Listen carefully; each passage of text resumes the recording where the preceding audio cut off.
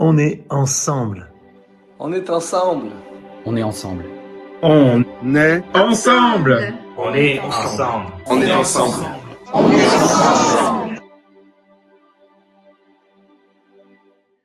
On est dans un combat, on est dans une nuit un peu noire, mais cette nuit noire fait aussi briller des gens qui font des choses remarquables pour leur prochain. Et c'est pour ça qu'on a voulu inviter Brunella, parce que on a tous nos combats, mais elle avait déjà ses grands combats. Et malgré ça, elle s'est dit, je vais m'occuper des autres qui ont des combats aussi. Et maintenant, au milieu de ce combat du coronavirus, bien, elle est là aussi. Et donc, on va la retrouver. C'est Luc qui lui posera, qui interviendra avec elle dans quelques instants. Mais il y a juste 2 jours, ici là où elle vit à La Réunion, l'info.re, donc l'antenne Réunion, a diffusé un reportage sur leur association, son association qui s'appelle Famille Espoir Solidarité, dont elle est la fondatrice et la coordinatrice bénévole. Alors, on regarde cette petite vidéo, comme ça va vous permettre de comprendre ce qu'ils font, en particulier pour les familles qui ont des enfants avec des handicaps. Et ensuite, Luc lui posera quelques questions. On regarde ça. Maë, tu t'ennuies pas trop à la maison? Non. Tu trouves des activités à faire avec maman? Ils font partie Pas trop des victimes matinale collatérales du confinement. Ces enfants porteurs de handicap ou de maladies chroniques ne reçoivent plus la visite des bénévoles de l'association Famille Espoir On va la laisser Solidarité. dormir, surtout si elle a pas de travail. Terminer les ateliers à domicile ou les pique-niques en extérieur. Voilà, merci beaucoup à toi. Pour éviter que les marmailles ne perdent leurs On repères, reste l'association a disponible décidé de s'adapter. Ce qu'on a déjà fait, c'est de mettre des petites activités donc sur notre page Facebook Famille Espoir Solidarité, qui permet vraiment aux parents de pouvoir faire ces petites activités avec les enfants, qui permet vraiment de garder un rituel en fait.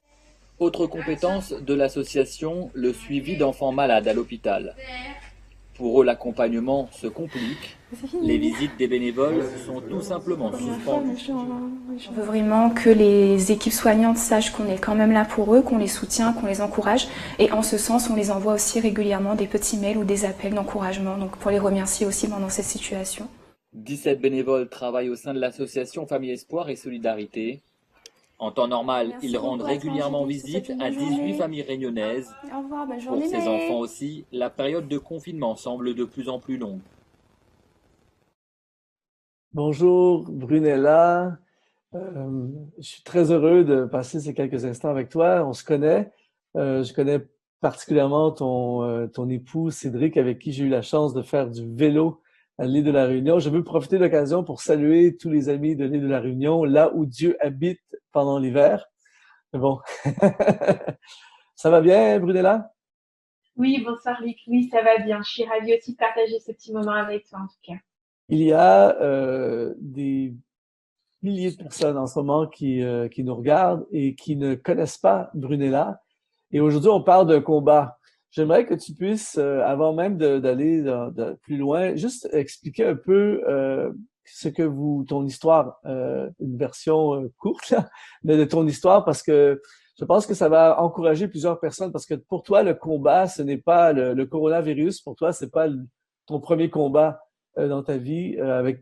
Tu as 2 enfants handicapés. Et raconte-nous un peu comment le combat a commencé pour toi. Alors, on a rencontré le Seigneur il y a une quinzaine d'années. Voilà, on est devenus chrétiens et puis on a eu Louane et Louane qui était notre première petite qui est née en 2009. Voilà, on servait le Seigneur dans une équipe pastorale et puis on attendait ce bébé avec impatience. Et elle est arrivée et quelques mois ensuite, on s'est rendu compte qu'il y avait beaucoup de choses qui n'étaient pas normales. Et à ces 15 mois, on a diagnostiqué à Louane une anomalie cérébrale. On ne savait pas d'où ça venait. Donc voilà, donc ça a été le premier coup de massue. Ça a été très dur, beaucoup de questionnements. On se retrouve en colère avec le Seigneur, on comprend pas. Parce que s'il est bon, bah pourquoi ça nous arrive à nous? Voilà, et puis on était resté un peu sur un flou au niveau du diagnostic. Et on a du coup mis en route notre deuxième bébé, notre petit Joshua. Et c'est 1 an, on a aperçu que Joshua avait les mêmes limitations que sa sœur. Et du coup, on a relancé les examens génétiques. Nous avons eu les résultats aux 6 ans de Louane. Donc, maladie génétique extrêmement rare, que 40 cas dans le monde, on en a 2 chez nous, donc c'est vraiment incroyable. Et voilà, et je viens tout juste d'accoucher il y a 3 mois d'un petit garçon qui s'appelle Raphaël, qui signifie Dieu guérit. Donc, comme son nom l'indique, il va bien, il n'est pas porteur d'aucune anomalie génétique, donc gloire à Dieu pour ça. Donc voilà un petit peu notre quotidien. 3 enfants, dont 2 porteurs de handicap. Donc, tout de suite, dès le premier enfant, vous êtes entré dans un méga combat, et c'est pas un combat qui se règle en 2 semaines, c'est un combat de vie. Et j'entendais un jour Cédric partager ici au Canada l'histoire que parce que le confinement, vous connaissez ça, il partageait que il a fallu passer des mois littéralement à l'hôpital. C'est ça au début? Au début, c'était très difficile pour nous parce qu'il faut savoir que Louane était une petite qui pleurait énormément. Voilà, elle pleurait, elle s'arrêtait pas, on ne savait pas pourquoi. On a découvert par la suite que c'était dû à des anomalies cérébrales, des anomalies de connexion cérébrale qui lui créaient des spasmes qui n'étaient pas visibles à l'œil nu. Donc effectivement, c'est une petite qui pleurait énormément. Aujourd'hui, Louane, elle approche de ses 11 ans et elle est tout sourire. Ces moments, ils sont beaucoup moins réguliers. Mais effectivement, au début, c'était rude. Et on a chronométré une fois, on a eu 72 heures de pleurs non-stop, sans dormir, et Louane qui a pleuré pendant 72 heures. 72 heures et là, j'entends tous les parents qui ont des enfants, qui ont un enfant qui a pleuré pendant 1 heure et qui sont découragés. Dis-nous, là, il y a toutes ces personnes qui en ce moment sont confinées en France, c'est depuis 10 jours que les gens ne peuvent pas sortir aux limites de chez eux, des parents qui ont des enfants, et puis que des enfants, à un moment donné, à force d'être enfermés comme ça, il peut y avoir ce découragement. Toi, tu as vécu ce combat et tu le vis en ce moment, tu es confiné toi aussi. Est-ce que tu as des conseils à donner aux gens qui, peut-être qui sont des mamans là, en ce moment, qui sont complètement dépassées ou découragées ou qui en peuvent plus? Toi, tu as vécu des années de combat. Quels seraient tes conseils à ces mamans ou ces papas? Alors, je pourrais pas dire que j'aurais des leçons à donner aux personnes. Par contre, je peux peut-être partager des petites clés qui, moi, m'aident sur mon quotidien. C'est vraiment de voir le bon dans chaque situation. Il y a peut-être pas que des situations bonnes, mais il y a toujours du bon dans chaque situation. C'est d'apprendre à compter sur sa grâce chaque jour. Le Seigneur, il est avec nous, il est Emmanuel, Dieu avec nous.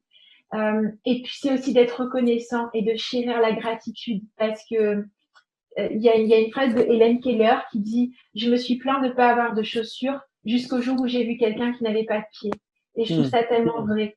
Donc, je crois qu'il est bon d'être reconnaissant pour ce qu'on a. On a le souffle de vie, on a le Seigneur dans notre vie. Rien que pour ça, on peut le célébrer chaque jour et compter vraiment sur sa grâce, prendre un jour à la fois et se dire que il va nous aider. On est des mamans et des parents imparfaits, mais on a un Dieu parfait. Et ça, c'est la clé. Ce que j'admire de toi et Cédric, c'est que votre résilience, vous auriez pu avoir une mentalité ou une attitude de victime. C'est terrible, la vie, pourquoi, tout ça. Mais comme des héros, vous avez émergé. Et au lieu d'être des victimes, vous êtes passé de victime à vainqueur puisque vous avez tourné votre situation en bénédiction, puisque vous avez créé une association. Et aujourd'hui, vous aidez les parents, justement, qui vivent des souffrances. C'est ça? Oui, c'est ça. Alors moi, j'ai repris mes études il y a 2 ans. J'ai passé mon diplôme de thérapeute familiale et conjugale, donc je me suis spécialisée dans le décours diagnostic, effectivement. Et on a une association qu'on a créée où on va simplement rencontrer les gens dans leurs besoins, les aider, leur dire qu'ils sont là, qu'ils sont aimés, qu'ils sont pas tout seuls. Voilà, que la vie, elle est belle malgré les challenges. On essaye de véhiculer de l'amour en abondance, de les servir, comme Jésus a fait, simplement de servir, d'aimer les gens, de prendre soin d'eux. Donc voilà, effectivement, on a mis en place cette association. Je suis certain, Brunella, qu'il y a eu des nuits, des nuits sans dormir, il y a eu des moments de ténèbres dans ta vie. On fait quoi quand on est au bout du rouleau, on sait plus quoi faire, on est découragé et on sait que ça va pas se régler demain matin? On fait quoi? Qu'est-ce qu'on fait? Qu'est-ce que tu as fait? J'ai pleuré. J'ai pleuré parce que je suis humaine. J'aime beaucoup ce verset dans Matthieu, dans les Béatitudes, dans la version Le Message, qui dit « Heureux serez-vous lorsque vous serez au bout du rouleau, parce que c'est alors que je pourrai prendre le relais. » Et c'est tellement vrai.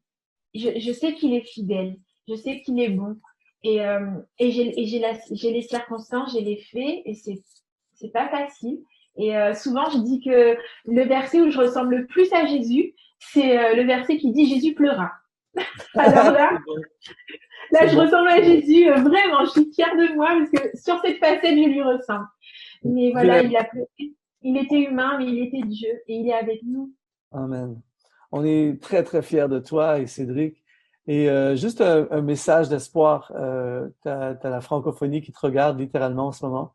Et vous avez brillé, vous brillez dans les ténèbres. Alors, un message d'espoir pour tout le monde, ça serait quoi? Juste d'être simple et de venir devant le Dieu et le Père aimant et bon qu'on a, avec tout ce qu'on a, nos faiblesses, nos forces et nos 5 pains, nos 2 poissons, nos larmes aussi, parce que Jésus ne gaspille pas nos larmes, et juste lui donner et le laisser faire la différence dans nos vies, en nous et au travers de nous pour les autres.